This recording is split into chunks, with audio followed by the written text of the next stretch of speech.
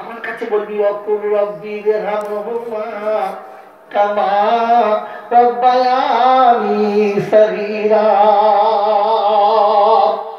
শিশুকালে লালন পালন করতে গিয়ে বাপ আমাদের জীবনে অনেক কিছু করেছে।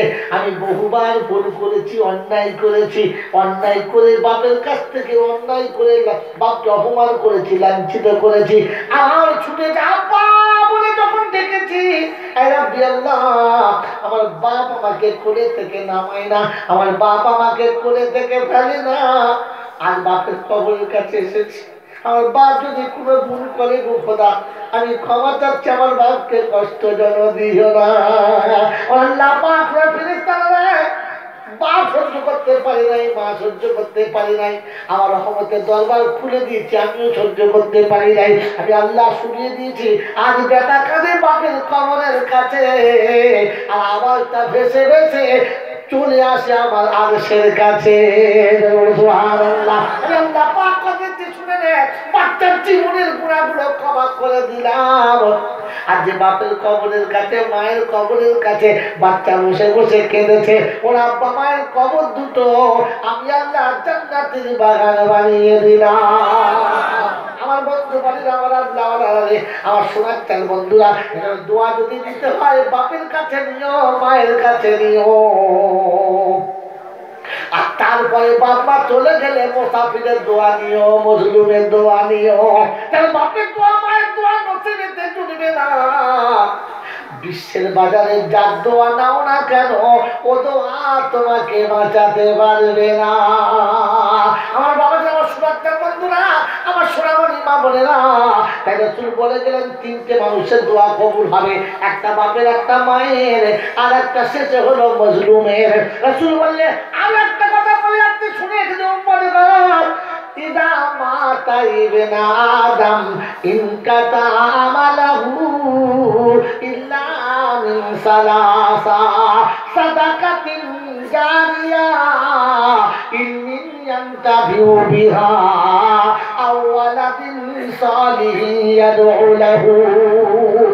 আমার বাবা, আমার সুরাক্তান বন্ধুরা, আমার সোনামণি মা বোনেরা, কোরআন আপনাকে আমাকে শুনিয়ে দিয়েছে, আল্লাহর কালাম আপনাকে আমাকে শুনিয়ে দিয়েছে, আল্লাহ পাকের নবী আপনাকে আমাকে শোনাচ্ছে। আদমের বেটা যখন মরে যাবে, যত আমল আছে সব আমল বন্ধ হয়ে যাবে, তিনটা আমল চালু থাকবে, সাদাকাতিন জারিয়া ইলমিন ইয়ানতাফিউ বিহা আও ওয়ালাদিন সালিহিন ইয়াদউ লাহু। আমার বাবা, আমার সোনার বন্ধুরা, আমার সোনামণি মা বোনেরা, আল্লাহ নবী বলেন আদমের বেটা যখন মরে যাবে সব আমল বন্ধ হবে, তিনটা আমল চালু থাকবে। কটা বলো, তাড়াতাড়ি বলো। কথাটা কার? মুস্তাফা। কথাটা কার? মুস্তাফা। আল্লাহ নবী শোনাচ্ছে তিনটা আমল চালু থাকবে। একটা হলো সন্তান যদি দোয়া করে বাপের কবরে কাজ হবে। কার দোয়া বলো, তাড়াতাড়ি বলো, জোরে বলো, সকলে কার দোয়া? তো নবী বললেন বেটাকে দিয়ে দোয়া করো, কাজ হবে। আর আমার দেশের মৌলবীরা বললো অমুক জায়গার মৌলবী আন দোয়া করলে তোর বাপ বেঁচে যাবে। আমার খোঁজা মেরে আর কতদিন মানুষকে ঠকিয়ে খাবে। আল্লাহ নবী বলছে ছেলেকে দিয়ে দোয়া করাও, ছেলে দোয়া খোদার দরবারে কাজ হবে। আর আপনাকে আমাকে মৌলবীরা বলেছে 4 দিনের মিলাদ দিতে তোর বাপকে দিয়ে যাবে। এমন ঠকবাজি করে আর কতদিন খাবে? ওই বাবাজিরা, সোনার লালেরা, রাসূল বললেন বেটাকে দিয়ে দোয়া করাও। এই গোটা পাড়ার লোকেরা ডেকে দিয়ে চলে আসে, সামনে হাতে দিবে না, কাকে দিয়েছে বাপ, কারা করা মুচি বাউরি বাংলা সবাই দিয়েছে। বাপের জানা যায় এত লোক দেখে মাথা এত লোক, চারটে চাল খানা বললো বাপের খানা হচ্ছে, এত লোক বাপের জানা যায়, নিশ্চয়ই বাবা আমার জান্নাতি। এটা যদি আশা করো ঠকে গেছো, ভুল করেছো, শুনে নাও, জানা যায় লোক বেশি হলে লোকটা জান্নাতি, তার কম হলে লোকটা জান্নাতি নয়। ওই বোকার কথা বলেন তো, বেশি কাল কত লোক হয়েছে বলতে পারবেন না, কিন্তু সব থেকে জানা যায় লোক কার সব থেকে কম হয়েছে। কার জানা যায় সব থেকে বেশি লোক কম হয়েছে? যদি বলো মা ফাতেমা। কজন বলো? একজন বলো। চারজন বেচারা আন্দাজ করতে লাগাতে পারে তাও তো বলেছে মুখ খুলে। হাজরত ফাতেমা জোহরা রাদিয়াল্লাহু আনহার জানাজাতে মারতে লোক ছিল 3 জনা, আর হাজরতে উসমানের জ্ঞানী রাদিয়াল্লাহু আনহুর জানাজার লোক ছিল মারতে 4 জনা। আর দুটো জানাজার ইমাম ছিল হযরত আলী। উসমানের জানাজা পড়েছে হযরত আলী, ফাতেমার জানাজা পড়েছে হযরত আলী। লোক কজন করে?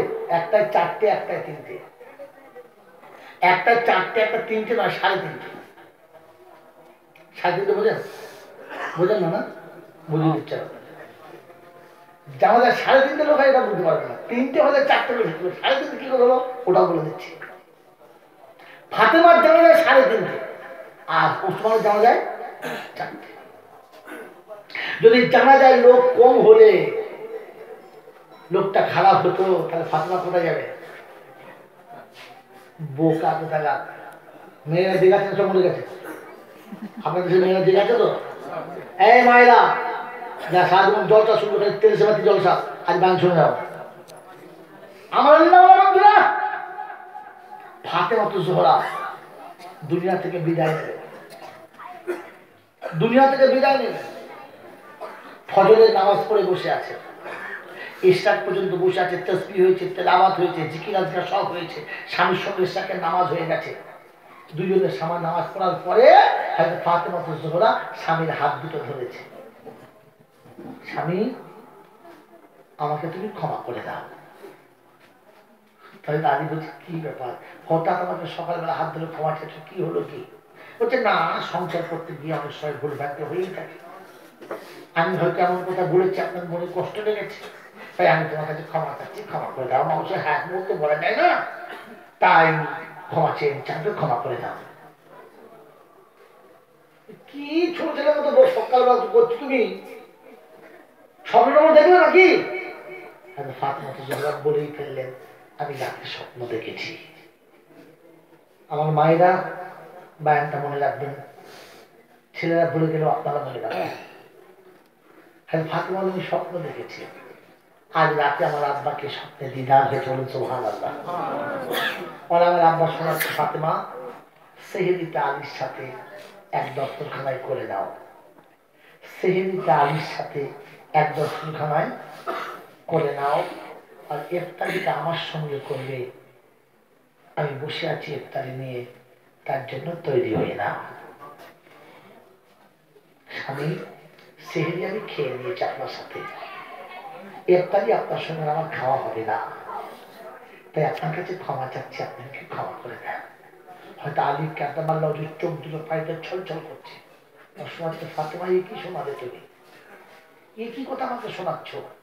কখন মা বলে গেছে আমি জানি না, বাপ বহু আগে মারা গেছে, ভালো করে মনে পড়ে না। তোমার আব্বার কাছে সারা জীবন কাটিয়েছি, তোমার আব্বা চলে গেল আর আমাকে তোমার হাতে সুখে রেখে দিয়ে গেল। আজকে তুমি চলে গেলে আমার যে আর পাশে থাকার কেউ থাকবে না। ফাতেমা জোহরা শুনিয়েছে, স্বামী কারো বিবি কারো স্বামীর কাছে চিরকাল থাকে না, কোন বিবি তার স্বামীর কাছে চিরকাল থাকে না, আমিও থাকবো না, তাই আমি চলে যাচ্ছি, তুমি তার জন্য দুঃখ করো না। তবে আমি যাওয়ার সময় তোমাকে দুটো কথা বলে যাচ্ছি, আমার কথা দুটো রাখবে তুমি। এই মায়েরা এই কথা মনে রেখে দিও। এ হলো বিবি। জিজ্ঞাসা করছে, স্বামী আমি যাওয়ার সময় তোমার কাছে দুটো জিনিস রেখে দিয়ে যাব, তুমি রাখবে জিনিস দুটো? বলে বলো কি রাখবো বলো। প্রথম কথা হলো, আমি মারা গেলে খুব তাড়াতাড়ি বিয়ে করে নেবে, দেরি করবে না, খুব তাড়াতাড়ি বিয়ে করবে, দেরি করবে না। সমাজের কেউ যেন তোমার দিকে আঙুল তোলে না, আমি ফাতেমা কবরে শুয়ে কষ্ট পাবো, সহ্য হবে না, তুমি তাড়াতাড়ি বিয়ে করে নেবে। আর আমার মতোই তাকে ভালোবাসবে, আমার বিছানায় তাকে নেবে, তাকে কোনোভাবে কষ্ট দেবে না, কথা দাও। আমাদের দেশের মেয়েদের শরীর খারাপ যদি হয় আর স্বামী আসতে দেরি করে, ও তখন শুয়ে শুয়ে বলবে, ও তো চাইছে আরেকটা বিয়ে করবো, আমি বই দিই খাচ্ছি, ও বিয়ে করে গেলে তো তুই মরে গেলে ও কি এই রাস্তা রাস্তা দাঁড়ে দাঁড়ে ঘুরে ঘুরে খাবে? বোকা টাকা। তোমার উচিত ছিল ওকে বুঝিয়ে বলে যাওয়া যে দেরি করো না, পাপে ডুবো না। ফাতেমা তো জোহরায় ছিলেন মা, তাই শুনিয়ে গেছে দেরি করো না, যত তাড়াতাড়ি পারবে বিয়ে করে দেবে। বিয়ে করে তোমার সোনার সংসার তুমি আবাদ করবে। আর সেই স্রোতে ভাসতে গিয়ে তুমি যেন আমার বাচ্চা দুটোকে কাঁদিও না। আমার দুটো মাসুম বাচ্চা রেখে যাচ্ছি, ওরা মা বলে ডেকে আমাকে কোনোদিন হাত পাবে না। তাই তুমি তোমার বাহুদের ওদেরকে একটু আশ্রয় দিও। তোমার ভালোবাসার প্লাবনে ভেসে গিয়ে যেন আমার বাচ্চা দুটো কোনোদিন কাঁদে না। হাজি কাঁদে মাল্লা বললেন, ফাতেমা আমি আমার বাহুতে ওদেরকে সারা জীবন রেখে দেবো, কোনোদিন বাহুতে ওদের নামাবো না। আমি হোসাইনকে কাঁদাবো তোমার মনে হয়, আমি হাসানকে কাঁদাবো তোমার মনে হয় যে হাসান আর হোসাইন পৃথিবীতে যাওয়ার সময় একজন বিষের আঘাতে চলে গেল, একজন তীরের আঘাতে, তরবারের আঘাতে চলে গেল। আগে ফাতেমা তো জোহরা যাওয়ার সময় আলীকে বলে গিয়েছিল, আমার বাচ্চাদেরকে একটু আদরে রেখে দিও, তারা যেন কাঁদে না। আমার আল্লাহ ভাইরা, আমার সোনার বন্ধুরা, আমার সোনা আমার মা বোনেরা, ফাতেমা তো জোহরা যাওয়ার সময় বলে যাচ্ছেন, স্বামী দুটো কথা তুমি রাখবে বলেছো, দেখো দুটো জিনিস তোমার কাছে চাইছি, আমার যাওয়ার সময় তুমি আমার সেই দুটো দিও। বললে, ফাতেমা গোটা জীবন আমার সংসারে কাটালে, কোনোদিন কিচ্ছু চাইলে না, কোনোদিন কিচ্ছু চাইলে না, হঠাৎ আজকে মনে পড়ে গেল চাইতে। এই তুমি চলে যাবার একবার টাইম শেষ বলছো, এখন চাইছো, বলো বলো ফাতেমা বলো, আজকে তুমি যা চাইবে আমি তাই দেবো, একদম দেরি করবো না। বললে, স্বামী আমি মারা গেলে আমার কবরটা তুমি খুলে দিও, অন্য কেউ যেন কবরটা খুলে না। আমার গোসলটা তোমার হাতেই হবে, অন্য কারো হাতে যেন হয় না। আমি ফাতেমা আমি কেমন জায়গাতে শুতে ভালোবাসি, কত জায়গায় শুতে ভালোবাসি, ওটা একমাত্র তুমি জানো, আর কেউ জানে না। তাই তোমাকে বলে যাচ্ছি, কবরটা তুমি খুলে দিও, অন্য কারোর তৈরি করার কবরে আমি ফাতেমা শুতে রাজি না, আমি তোমার হাতের কবরে শোব। বলো কবরটা খুলে দেবে? বলে, ফাতেমা আমার হাতে কবর? বললে, হ্যাঁ। ঠিক আছে তাই দেবো, কবর খুলে দেবো। বলে, স্বামী আমি যখন মারা যাবো মদিনার লোকদের খবর দেবে আমার জানাজা পড়তে? বলে, হ্যাঁ। খবর দেবো না মানে? গোটা মুহাজির আনসার মদিনার চারিপাশে যারা আছে সবাইকে খবর দেবো, গোটা এলাকা জুড়ে খবর দেবো, তোমার জানাজায় আমি খবর দেবো না? সেদিন শুনিয়েছিলেন, ফাতেমা স্বামী এই অপরাধটা আপনি করবেন না, আমি মারা গেলে মদিনার কেউ যেন জানতে পারে না, কাউকে আপনি বলবেন না। আমার জানাজাটা একটু অন্ধকারের সময় পড়বেন, আলোতে যেন পড়বেন না, আলোতে পড়বেন না। আমার আল্লাহ ভাইরা, আমার জ্ঞানজনরা, শুধু মানুষেরা, আমার সোনামণি মা বোনেরা, হয়তো ফাতেমা তো জোহরাকে হয়তো আলীর কারণ জিজ্ঞাসা করছেন, কারণটা বুঝতে পারলাম না, কেন আমি কাউকে খবর দেবো না, কেন শোনাবো না? বলে, স্বামী আমি ফাতেমা হাইটে লম্বা কতটা, আমার শরীর মোটা কতটা, মদিনার কোনো মেয়ে মানুষের খবরটা জানে না, মদিনার কোনো মেয়ে ছেলে এটা জানে না। তাই মরার পরে আমার লাশটা কতটা লম্বা খাটে আমি শুয়ে থাকবো, এটা যেন মদিনার কোনো পুরুষ মানুষের চোখে পড়ে না। ও আমার নবাবপুরের মায়েরা, ও আমার নবাবপুরের বোনেরা, আমার নবাবপুরের সোনামণি মা ও বোনেরা, একবার মনে করে রেখে নেন, যখন ফাতেমার লাশটা অন্যের চোখে পড়বে তাহলে কি বোঝা গেল? যে খাটের উপরে চাদর ঢাকা ছিল না, ছিল না, ছিল না, ছিল না বলেই তো লোকের নজরে পড়বে, চাদর ঢেলে দিলে তো কেউ দেখতে পেত না। সেদিন বলেছিলেন, আমার লাশটা যেন কেউ দেখে বুঝতে না পারে আমি লম্বা কতটা, তার মানে খাটের উপরে কোনো চাদর ছিল ছিল ছিল না। কারণ ফাতেমা সারা জীবন চাদরে এতটা ঢাকা ছিল, মরার ফলে খাটের উপরে চাদর দেওয়ার দরকার ছিল না। আপনার আমার মা আজকে মারা গেছে, খাটের উপরে 3টে চাদর দিয়ে দিয়েছে। হ্যাঁ, 3টে কোথা কাটে? বলছে একটা মুরব্বীদের আমার বাগদাদ থেকে এনেছে, বাগদাদের চাদর, আর একটা আজমিরের চাদর, আর একটা বছর কত চাবি কি টাক বলে মেরেছে, ওটা দিয়েছে।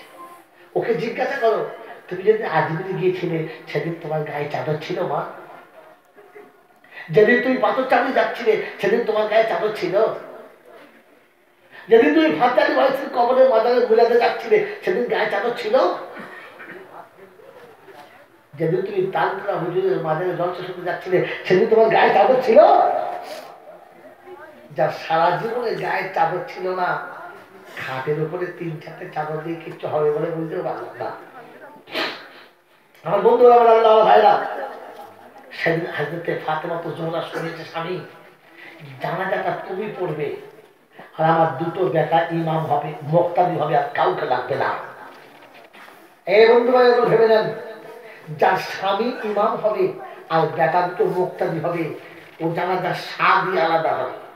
ও জানাজার স্বাদই একটা আলাদা হবে।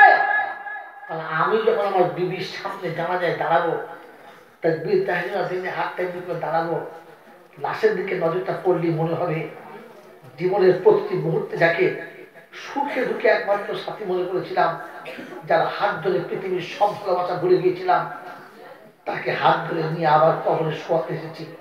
আর জীবনে কিছু কোনদিন দেখা হবে না। ওদিন জানাজার দোয়ার থেকে চোখের পানি বেশি পড়বে, দোয়াটা কম হবে, চোখের পানি বেশি পড়বে। হ্যাঁ না না?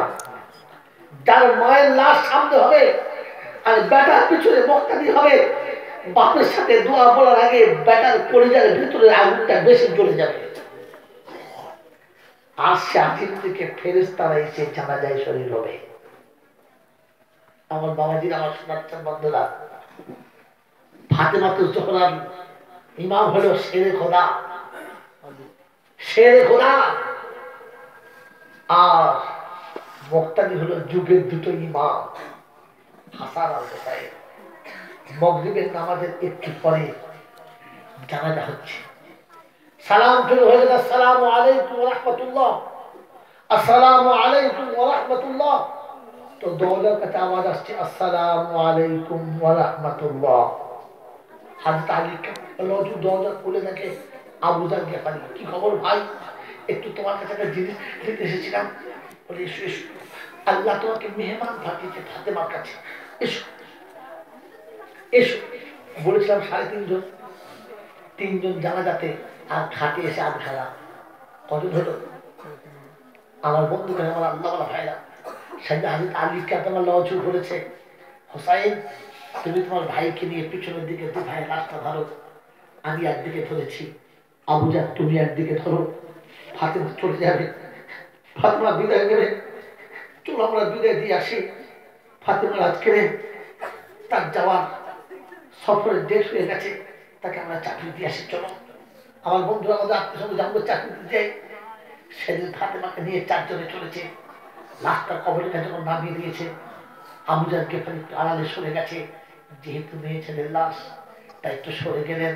হয়তো আলীর মনে পড়ে গেছে, ফাতেমা বলে গিয়েছিল, স্বামী কবরে যখন শোয়াবে তুমি কোলে করে শোয়াবে, আর কেউ কেউ আমাকে কোলে করে শোয়ায় না, কারণ জীবনে একবার তোমার করে চেপেছি, আর একবার তোমাকে করে চেপে কবরে শুয়ে পড়বো, আর কারোর করে আমি চাপতে চাই না।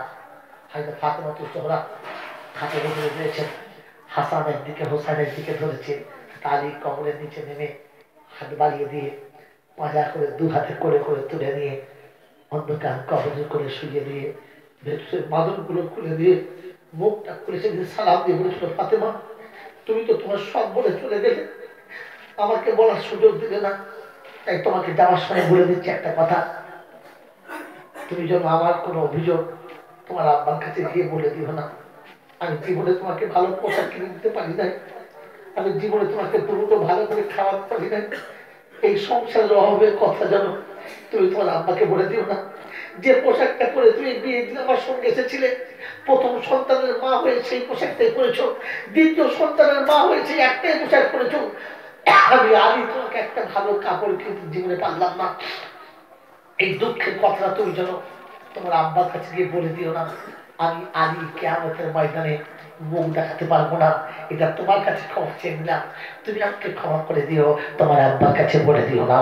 আমার বন্ধু, আমার আল্লাহ ভাইরা, আমার সোনার চাঁদ বন্ধুরা, আল্লাহ নবী সাল্লাল্লাহু তাআলা আলাইহি ওয়াসাল্লাম এই বেটি পৃথিবীতে রেখে গেছেন, যে ব্যক্তি পৃথিবীতে দেখে গেছে যে জান্নাতে রানী হয়ে যাওয়ার সময়তে দুটো বাচ্চা রেখে গেছে, তো আল্লাহ পাক যেমন চাইছে, নবী পাক যেমন চাইছে, এমন স্বামী পৃথিবীতে গেছে।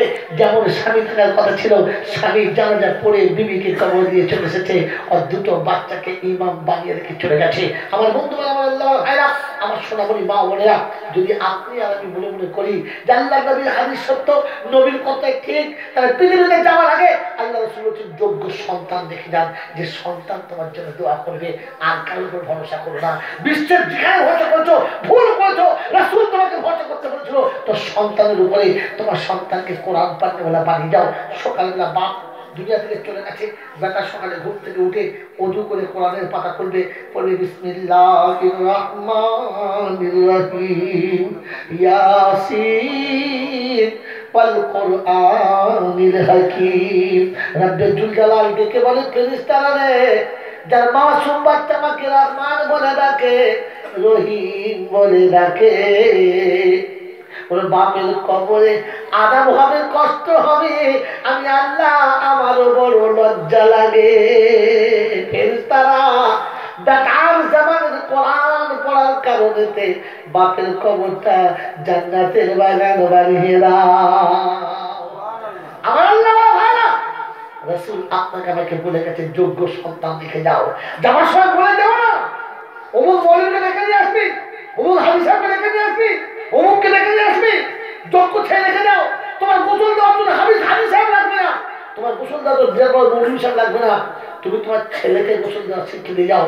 সন্তান যখন বাপের গোসল দেবে, বাপের গায়ে পানি ঢালবে, বন্যার পানি যতটা পড়বে, চোখের পানি টপটপ করে পড়বে, মনে মনে করবে আব্বা তুমি আমাকে জীবনে কতবার গোসল দিয়েছ, আর আমাকে মুছে তুমি তুলে নিয়ে আমার কোলে করে চলে গেছো।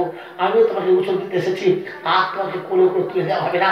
তোমাকে মুছে পরিষ্কার করে সুন্দর কাপড় প্যাকিং করে দেবো, আর এমন জায়গাতে শুয়ে দিয়ে চলে আসবো, আর জীবনে কোনদিন গোসল করতে হবে না। বেটার চোখের পানি তোমার গোসলের পানির সঙ্গে পড়বে। রাতে ফেরেশতারা সাক্ষী রাখ, যার বাচ্চার চোখের পানি বাপের গোসলের পানির সঙ্গে পড়ে আছে, ওই গোসলটা বড় পবিত্র গোসল। ওই গোসলটা আমি আল্লাহ আমার কাছে বড় পছন্দ করেছি আমার বান্দার গায়েতে। আর গোলাপ পানি দিতে হবে না, আতর দিতে হবে না, কম্বল দিয়ে সেট করতে হবে না, আমি জান্নাতের খুশবু দিয়ে সেট করবো। ওকে আমাকে তাকে পাঠিয়ে দে, আর পৃথিবীতে বেশি দেরি করছি না। আমার আল্লাহ ভাইরা, কাকে গোসল দিয়ে দিতে বলে যাচ্ছেন? কার হাতে গোসল আপনি দেবেন?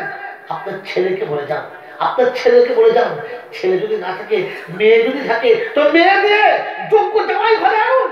আর জামাইকে বলে যান আব্বা আমি মরে গেলে গোসলটা তুমি দিয়ে দিও, আমার কাপড়ের কাপড়টা তুমি কেটে দিও, অন্য কেউ যখন কাটে না। বেটি হাতে কাপড় ধরবে আর জামাই নিজে হাতে কাটবে, আমি মনে মনে করবো আল্লাহ আমার বাপের শেষ কাপড়টা আমি পরিয়ে দিচ্ছি, আমার বাপকে তুমি যখন কষ্ট দিও না। বেটির চোখের পানি যখন কাপড়ের উপরে ফটফট ফটফট করে পড়বে আর কাপড়টা ভিজে দেবে, ওই কাপড়টা পরে বাপ যখন কবরে সরে, ফেরেশতারা চোখের পানির বরকতে অটোমেটিক সরে যাবে, আর রহমতের বন্যা কবরে শুরু হবে। আল্লাহ পাক কবরটা জান্নাতের বাগান বানাবে। আমার বাচ্চার বন্ধুরা, আল্লাহ বলেন যোগ্য সন্তান দেখে যাও। দোয়া যদি কবরে গিয়ে দেওয়ার ইচ্ছা থাকে, যোগ্য সন্তান দেখে যাও, আর তারপর ভালো ইলিম শিখে যাও, আর কাউকে ভালো ইলিম শিখে যাও। আমার বন্ধু ভাইরা, আমার আল্লাহ ভাইরা, আমি আপনি মনে রাখবেন আল্লাহ পাক নবী সাল্লাল্লাহু তাআলা আলাইহি ওয়াসাল্লাম এই ভালো ইলম শেখানো শিক্ষা দেওয়ার জন্য যোগ্য মায়ের দরকার পড়েছে। যোগ্য মায়ের ফাতেমার মতো এমন বেটি পেতে গিয়ে খাদিজার মতো মা পেতে হয়েছে, খাদিজার মতো মা পেতে হয়েছে। যদি কারো আল্লাহ হজ নসিবে রেখে যারা গিয়েছেন পান্নায় হতে চলে এসেছেন, আগামী যদি কেউ যান আর কারো নসিব আল্লাহ যাওয়ার সুযোগ, আমি তো দোয়া করে আল্লাহ সকলেই যেন হজ করতে হবে মনে। আমার আল্লাহ যখন হয়ে যাবেন সব জায়গা দেখবেন জান্নাতুল মালাতে গিয়ে একটু চেষ্টা করবেন কমপক্ষে মায়ের কবরটা থেকে আসা। কার কবর বলেন? যদি বলেন মায়ের কবরটা, ও হলো মা, সে হলো মা। আপনার আমার কেমন মা জানি না, আল্লাহ এই মাকেও কবর করুন, আর ও হলো উম্মতের জন্য আসল মা। আমার আল্লাহ আমার ভাইরা, আল্লাহ পাক নবী সাল্লাল্লাহু তাআলা আলাইহি ওয়াসাল্লাম উম্মতের জন্য গাড়ি হেরাতে বসে কেঁদেছে। সংসারের খবরটা একবার কখনো দেখে নাই। সপ্তাহ চলে গেছে, মাস চলে গেছে, রাসূল গাড়ি হেরাতে একাই বসে আছে। আম্মা জান খাদিজা পৃথিবীর যার সম্পদের অঢেল সম্পদ, মক্কায় বিশিষ্ট ধনী যে একজন ধনী, তিনি একবেলা খেয়েছেন, একবেলা খান নাই। স্বামীর জন্য খাবার তৈরি করে দুর্গম পথে একটা পাড়ি দিয়েছে। যারা হজের কাছে জিজ্ঞাসা করলেন, যেখানে গান হেরায় নবী বসে আল্লাহ ধ্যানে বসে থাকতেন, আজও হাজিরা সেখানে গিয়ে 2 রাকাত নামাজ পড়ে আসে। আমার আল্লাহ বলে ভাইরা, আমার জ্ঞান মুসলিমরা, কোন জোয়ান কোন যুবক হিম্মত নেই যে একসাথে বলবে জানাটা, তাকে রাস্তায় দৌড় দিতে হবে, কাল গান চলে চাপতে। তবু তার 1400 বছর মানুষ চলেছিল, রাস্তা হয়ে গেছে। আমার তো সেদিন মনে পড়েছিল ওই রাস্তায় চলার সময়তে, ওগো মা, আজকে লক্ষ লক্ষ মানুষের সঙ্গে উঠছি, তবু সাহসে কুলাচ্ছে না। সেদিন তুমি একলা কি করে পাহাড়টা ভেঙেছিলে? যেদিন রাস্তা ছিল না, যেদিন সাথে কেউ ছিল না, তুমি স্লিপ খেয়ে পড়ে গেলে তোমার খবর দেওয়ার কেউ ছিল না, তুমি একবার হাত সরে গিয়ে পড়ে গেলে তোমাকে ধরে তোলার মতো দ্বিতীয়জন কেউ ছিল না, একলা তুমি একা কি করে ভেঙেছো? তার গ্রহণ করছে আল্লাহ নবী সাল্লাল্লাহু আলাইহি ওয়াসাল্লাম গায়ে হেরাতে বসে আছেন। আমাদের খাদিজা খাবারটা নিয়ে পা পা পা পা করে চলেছে। পাথরের উপরে উত্তপ্ত পাথর রোদের তাপে লাল হয়ে গেছে, এমনি কাঁচা পা দিয়ে পুড়ে যাবার মতো অবস্থা। আমাদের খাদিজা পা পা পা পা করে চলেছে। হঠাৎ পাথরের উপরে স্লিপ করে গেছে, আর পাটা যেমনি সরে গেছে, অন্য পাথরের কিনা লেগেছে, পায়ের তলা দিয়ে চামড়া ছেড়ে চলে গেছে, রক্ত গলগল করে ঝরে চলেছে। আমাদের খাদিজা আরেকটা পাথরের কোণ ধরে নিজেকে সামালে নিয়ে চলেছে। রক্তের ছাপ পাথরের গায়ে, পাহাড়ের গায়ে পড়তে পড়তে চলেছে, আর আমাদের খাদিজা পাথরের ছাপে রক্ত রেখে দিয়ে হাঁটতে হাঁটতে চলেছে। আল্লাহ পাকে এই দৃশ্যটা, এই ছাপ পড়ে যাওয়াটা বড় পছন্দ হয়েছে। তখনও খাদিজার মুখেতে কষ্টের কোনো আশার উঠে নাই, হাসি মুখে চলেছে আগের দিকেতে। আল্লাহ পাক বলেন, আমার নবীর প্রেমে পাগল হয়ে রক্ত ঝরিয়েছে, পা পুড়িয়েছে, তবু খাদিজার মুখে কষ্টের কোনো আশা আসলো না। আল্লাহ পাক সেটা সহ্য করতে পারলেন না, বলেন জিবরাইল যা যা তাড়াতাড়ি যা, আমার হাবিবকে গিয়ে বলে আয় আমার আল্লাহ বড় খুশি হয়ে খাদিজাকে সালাম শুনিয়ে দিয়েছে, তুমি খাদিজাকে আমার সালামটা বলে দিও। আমার বন্ধু ভাইরা, আমার আল্লাহ আমার ভাইরা, আমরা জানি খাদিজা বহু কষ্টের পাথরটাকে পার করে আল্লাহ রাসূলের কাছে গিয়ে সালাম দিলেন। আল্লাহ নবী সালামের জবাব দিলেন আর বললেন, খাদিজা আমার জন্য খাবার এনেছো? বললে হ্যাঁ। বলে খাবার পরে খাবো, রেখে দাও, আগে একটা ভালো খবর শোনাচ্ছে, শুনে নাও। আল্লাহ নবী সাল্লাল্লাহু আলাইহি ওয়াসাল্লাম বলেছে ভালো খবর। আমাদের খাদিজা উদ্গ্রীব ছিলেন শোনার জন্য, কি খবর বলেন? বললেন, খাদিজা একটু আগে জিবরাইল এসেছিল, সে আমাকে বলে গেছে তোমার এই আমার কাছে আসাটা আল্লাহ এত পছন্দ হয়েছে যে আরশে আজিমে খোদা বসে জিবরাইলকে দিয়ে তোমাকে সালাম পাঠিয়েছে, আল্লাহ তোমাকে সালাম দিয়েছে। আমাদের খাদিজাতুল কুবরা কপালের উপরে হাতটা রেখে চোখটা বন্ধ করে পাথরের গায়ে হেলান দিয়ে সেদিন দুপুরে কেঁদে গিয়ে বলেছিল, ও আল্লাহ নবী, নারী জীবন আমার ধন্য হয়ে গেছে, নারীর তো আমার আজ বিজয়ী পেয়ে গেছে, আজ নারী জীবন আমার সফলতার চরম শিখরে পৌঁছে গেছে, আমি আমার নারীত্বের জন্য ধন্য হয়ে গেছি। কিন্তু আল্লাহ নবীর আমার মতো একজন নারী, আমার মতো একজন মেয়ে ছেলে, আল্লাহ সালামের জবাব দেওয়াটা ঠিক বাঞ্ছনীয় হবে না, দিতে পারবো না। আমি আপনাকে ভাড়া করছি, আমার সালামের জবাবটা আপনি আমার আল্লাহকে দিয়ে দেবেন। আমার আল্লাহ আপনার মুখে সালাম দিয়ে খুশি হয়, আমি খাদিজা সালামের জবাবটা দিতে পারলাম না। আমার আল্লাহ বলা হয় না, আমার শুভেচ্ছার বন্ধুরা, আজও হলে গিয়ে জান্নাতুল মালাতে গিয়ে আমাদের খাদিজার কবরের কাছে দাঁড়ালে মনে হয় যখন মায়ের কবরটা একটু আগে কে দিয়ে চলে গেছে, এখন যখন মাটিগুলো কাঁচা কাঁচা দাগ হয়ে গেছে, সেদিন কবরের কাছে লোহার রড ধরে বলেছিলাম, মা পৃথিবীর বহু সন্তান তোমার করে এসছে, এত বড় পাপি মনে হয় কেউ আসে না, আজ তোমার কাছে এসেছি, আর জীবনের শেষ বার হয়তো মা বলে চলে যাচ্ছি, আর হয়তো তোমার কাছে দাঁড়িয়ে কোনদিন মা বলে দেখা হবে না। আমার আল্লাহ বলা ভাইরা, আমার শোনাচ্ছেন বন্ধুরা, আমার শোনাবলি মা বলে না, সন্তান পৃথিবীর সব দুঃখ ভুলে গিয়ে মায়ের কোলে গিয়ে যতটা শান্তি পায়, কসম খোদার মধ্যে কোনো উম্মত যদি খাদিজার কবরের কাছে দাঁড়ায় তার থেকেও বেশি শান্তি পায়।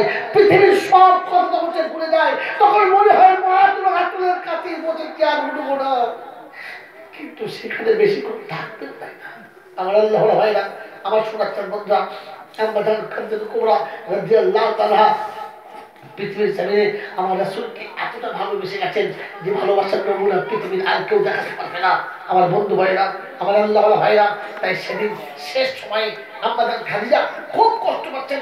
কপালের চামড়াগুলো একেবারে জড়ো হয়ে গেছে, কালো হয়ে গেছে। আল্লাহ নবী আসরের নামাজ পড়ে কাছে এসে বসেছেন, কপালে হাতটা বুলিয়ে মাথাটা কোলের উপর চাপিয়ে দিয়ে সেদিন জিজ্ঞাসা করছে, খাদিজা কষ্ট হচ্ছে? বললেন না। আল্লাহ রাসূল বাবা মুখ শুকিয়ে গেছে, কপালের চাপটা জড়ো হয়ে গেছে, কষ্টে গোটা শরীর বেঁকে আসছে। আমার কোলে মাথা রেখে বলছো না, একটু হাসির চেহারা মুখের উপরে ফুটেছে। আর বলছে, আল্লাহর হাবিব গো, আমি যে বালিশে মাথা দিয়ে আছি না, এই বালিশটা পৃথিবীর কোনো নারী পাবে না। বাদশার বিবি, ধনীর বিবি, করোড়পতির বিবি দামি বালিশ পাবে, কিন্তু আমি যে বালিশে মাথা দিয়ে আছি না, এই বালিশটা পৃথিবীর কোনো রমণী পাবে না। আমি নবুয়তের কোলে মাথা রেখেছি, আজ সে আজিম থেকে ফিরে আসা কোলের উপরে মাথা রেখেছি। এটা খাদিজার সৌভাগ্যে জুটেছে, আর কারো সৌভাগ্যে জুটবে না। আমি খুশি। আল্লাহ নবী সাল্লাল্লাহু আলাইহি ওয়াসাল্লাম কপালে হাতটা বোলাচ্ছেন। আমাদের খাদিজা বলছেন, আল্লাহর হাবিব গো, আমি যাবার সময়তে আপনার কাছে দুটো জিনিস চাইবো, আপনি দেবেন? বললে হ্যাঁ। কি চাও বলো? কি চাও বলো? বলো, আজ দেখি তোমার একটা আশা পূরণ করি। বললে, আল্লাহ হাবিব, আল্লাহ হাবিব, আমি যখন মারা যাব আমার কাফন কিনে দেবেন তো? ভালো কাফন দেবেন তো? বললেন, খাদিজা এটা বলার কথা, তুমি মারা গেলে মদিনার যেটা সব থেকে দামি কাপড়, সব থেকে ভালো কাপড়, আমি সেই কাপড়ে তোমার জানাজার কাপড়ের ব্যবস্থা করে দেবো। আল্লাহ রাসূলকে বললেন, আল্লাহ হাবিব, এই পয়সাটা আপনি নষ্ট করবেন না। সবাই নাকি বলেন, মা আল্লাহ হাবিব গো, এই পয়সাটা আপনি আমার জন্য নষ্ট করবেন না, এটা আমার সন্তানদের জন্য খরচা করবেন, আপনার উম্মতের জন্য খরচা করবেন, আপনার উম্মতের জন্য এই পয়সাটা আপনি ব্যবহার করে যাবেন। আমি খাদিজা, আমার জন্য খরচা করতে হবে না। বলে, খাদিজা কেন তোমার কাপড়? আল্লাহ হাবিব, আপনার একটা জামা আমাকে দেবেন, আমি আপনার একটা জামা পরেই চলে যাবো, আর কিচ্ছু লাগবে না। বলে, খাদিজা ঠিক আছে, আমার কাছে বহু রকম জামা আছে, ভালো একটা জামা তোমাকে দিয়ে দেবো। বলে, আল্লাহ রাসূল, কবরের শুয়ে ভালো জামার কোনো দরকার লাগবে না। ভালো জামা পরে আমি কি করবো? ওটা আপনার কাজে লাগবে, ওটা আপনি গায়ে দেবেন, আপনি ব্যবহার করবেন, আমাকে ভালো জামা দিতে হবে না। বলে, তবে আল্লাহ হাবিব, আপনি উম্মতের জন্য উম্মতের ব্যথা, উম্মতের বেদনা দিলে নিয়ে সকাল থেকে সন্ধ্যা করে মরুভূমি বালুর উপরে উম্মতের নাজাতের জন্য ঠিকই করেছেন, আর ছোট ছোট দুয়ারে দুয়ারে গেছেন, ধুলো লেগে বালি লেগে গোটা জামাতে একেবারে কালো হয়ে গেছে, ময়লা চট মতো হয়ে গেছে, আপনার ঘামেতে গোটা দেহের ঘামেতে জামাটা ভিজে গিয়ে একেবারে দুর্গন্ধ হয়ে গেছে। আমি খাদিজা কেচে পরিষ্কার করে দিয়েছি, আপনি পরে আবার দাওয়াতে গেছেন, আবার উন্নতির কাছে গেছেন, আবার নোংরা হয়েছে, আবার আমি কেটেছি, কাঁচতে কাঁচতে জামাটা ফেটে গেছে, আমি খাদিজা নিজে হাতে মদিনার খেজুরের পাতা দিয়ে সেলাই করেছি, আপনি পরে গেছেন, আবার ফেটে গেছে। আপনার ওই ফেটে যাওয়া জামাটা যখন আর সেলাই হচ্ছিল না, তখন আমি চট দিয়ে ওটাকে সেলাই করেছি, চটের তালি মেরেছি। সেই জামাটা, যে জামাটা চটের তালি মারার পরে, চটের তালি মারার পরে গোটা চটের তালি মারাটা ছেড়ে চলে গেছে, আর একটিবারও আর তালি মারা সম্ভব হলো না, আর পড়তে পারছেন না, একেবারে নোংরা হয়ে গেছে, একেবারে খারাপ হয়ে গেছে, একেবারে শেষ হয়ে গেছে। আল্লাহর পাক নবী সাল্লাল্লাহু তাআলা আলাইহি ওয়াসাল্লাম কে শোনাচ্ছেন, ইয়া রাসূলুল্লাহ, ইয়া হাবিবাল্লাহ, ইয়া রাসূলুল্লাহ, ইয়া হাবিবাল্লাহ, যেটা একেবারে শেষ হয়ে গেছে, আর আপনি করতে পারেন নাই, আপনি খুলে রেখেছেন, আমি সেই জামাটা কেচে একেবারে ভাঁজ করে সুন্দর করে রেখে দিয়েছি। ইয়া রাসূলুল্লাহ, ইয়া হাবিবাল্লাহ, আমি মারা গেলে ওই ছেঁড়া জামাটা, ওই একেবারে অচল জামাটা, যে জামাটা একেবারে বেকার হয়ে গিয়েছিল, আপনি জামাটা আপনি আমার কাপড় করে দেবেন, আমি ওই কাপড়টা করে কবরে শোব। হয়তো এই কাপড়টার বদৌলতে, এই জামার বরকতে আমার আল্লাহ কবরে আমাকে কষ্ট দেবে না। ইয়া রাসূলুল্লাহ, ইয়া হাবিবাল্লাহ, বললেন, আপনি আমাকে জামা দেবেন? বললে হ্যাঁ।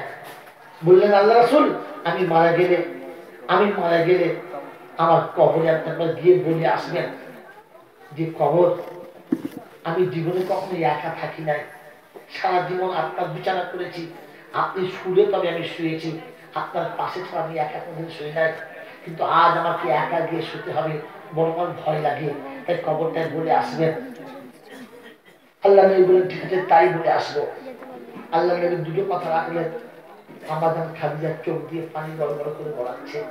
আল্লাহ রাসূল সেই মুক্ত বিন্দুর মতো পানিটাকে মুছে নিয়ে কপালে ঘষে দিয়ে জিজ্ঞাসা করছে, খাদিজা আমি তো কথা দিলাম কবরকে বলে আসবো, বললাম তো আমার গায়ে জামা দেবো, ফের কাঁদছো কেন?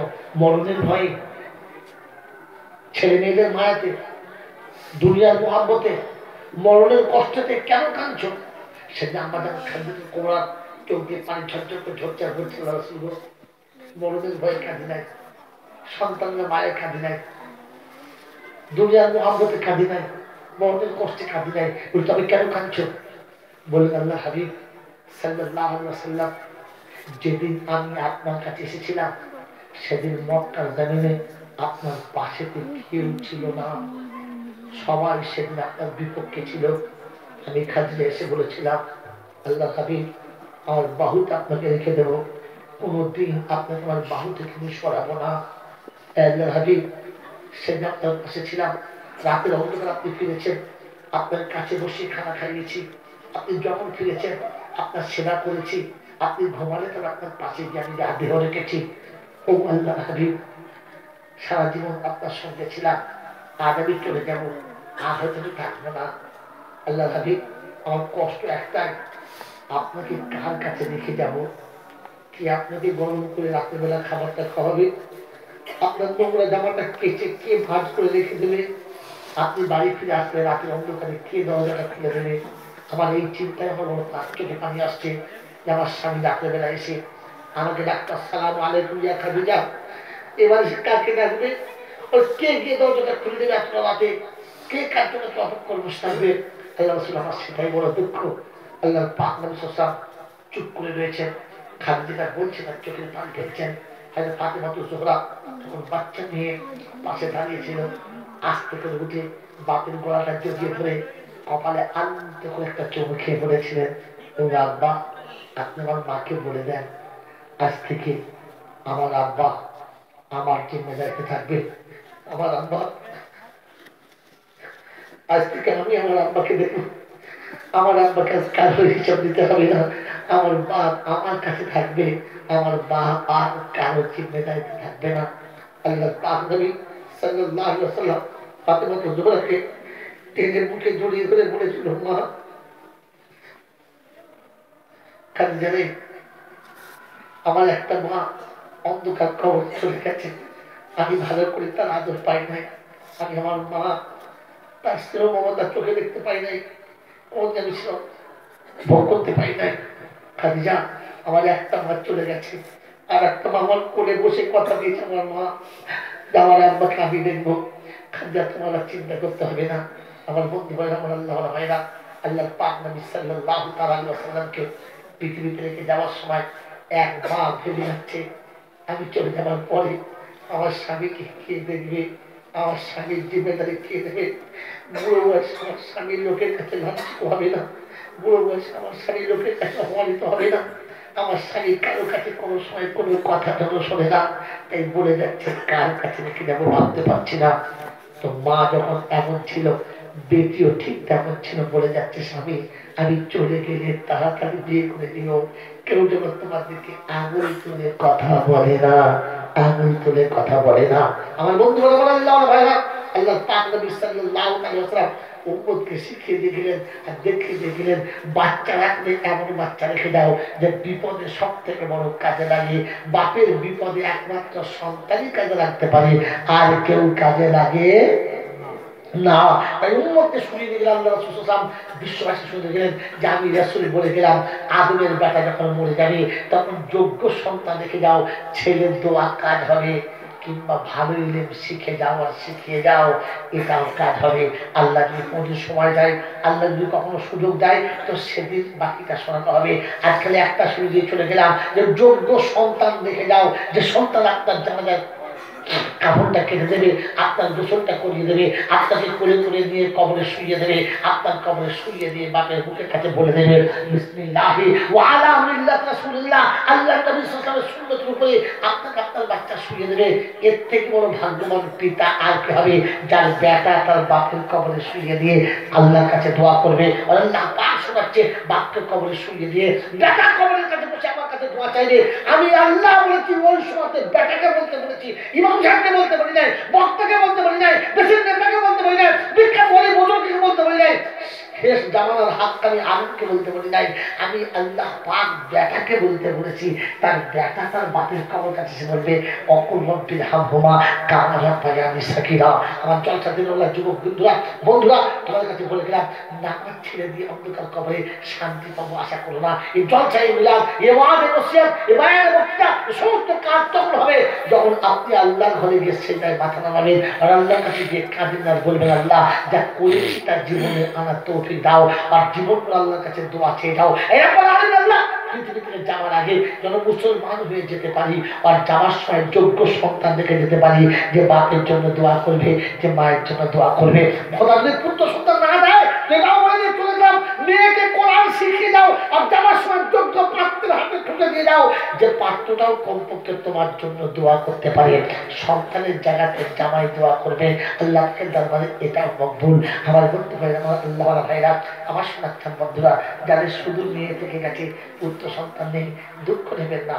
আপনি একটা জায়গাতে এখনো মজবুত আছেন, আপনার কোলে একটা কন্যা রয়ে গেছে, আর কোনো কন্যা নেই, আপনার কোলে একটি কন্যা রয়ে গেছে, আর কোনো পুত্র নেই।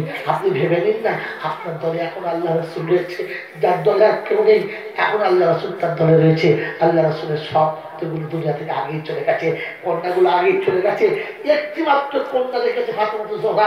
আপনি আপনার বেটিকে ফাতেমার মতো বানিয়ে দেন, তাকে পর্দায় থাকা শিখিয়ে দেন, তাকে কোরআন তুলে দেন, তাকে স্বামীর মানা শিখিয়ে দেন, আর তাকে বলে দেন যে ফাতেমা তোমার জান্নাত কিন্তু তোমার স্বামীর পায়ের তলাতে।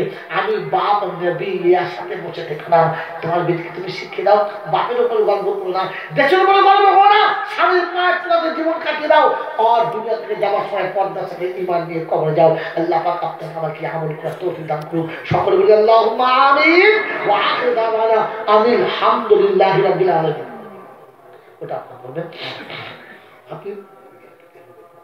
আপনি একই কথা বলুন, আপনি যেটা খুঁজবেন ওটা আপনি দুমের বলুন, দুমের বলে করবেন, অসুবিধা নেই। আমার বাবা ছিল, আমার সাথে আমার আল্লাহ ভাইরা, আল্লাহ দরবারে আমরা সকলে মিলে অবশ্যই দোয়া করবো, আল্লাহ যেন আমাদের সকলকে নেক পথে, সহি পথে থাকা এবং চলার তৌফিক দান করেন।